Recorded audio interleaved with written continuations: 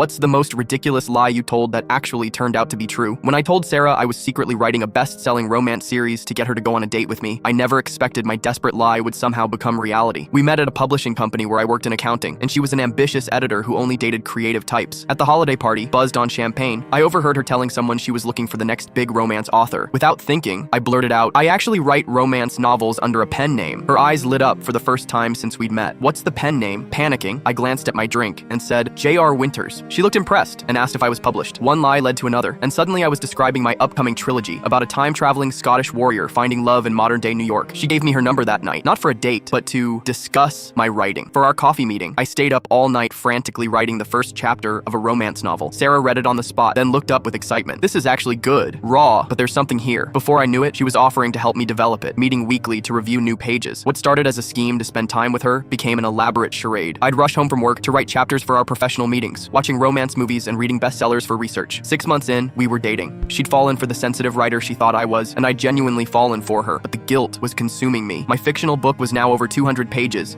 and Sarah had started mentioning showing it to her boss. I decided to come clean over dinner, prepared to lose her forever. Just as I was about to confess, Sarah's phone rang. She answered, her expression shifting from confusion to shock. "Yes, this is she. J.R. Winters is my client. I'm sorry. What competition?" She listened intently, then covered the phone. "Some literary magazine is saying you're a finalist for their new author award. Did you submit Island Crossing?" I shook my head, completely lost. After she hung up, she showed me an email. Someone had submitted my first 3 chapters to a contest, and the judges had selected it as a finalist. "They want the full manuscript in 2 weeks," she said excitedly. I felt the room spinning. Someone had submitted my work, likely Sarah herself, and now professionals actually wanted to read it. That night, instead of confessing, I went home and wrote like a man possessed. The manuscript won 2nd place and landed a publishing deal. Sarah negotiated it herself, never knowing the book only existed because of my lie to impress her. On our 1-year anniversary, I finally told her the truth. We sat on her balcony, and I confessed everything. How I'd never written anything before that holiday party. How the entire author persona was fabricated just to get her attention. I expected anger, betrayal. Instead, Sarah started laughing. "You wrote an entire novel just to go out with me?" When she finally caught her breath, she took my hand. "That's either the most romantic or most insane thing I've ever heard." 6 months later, she became my wife.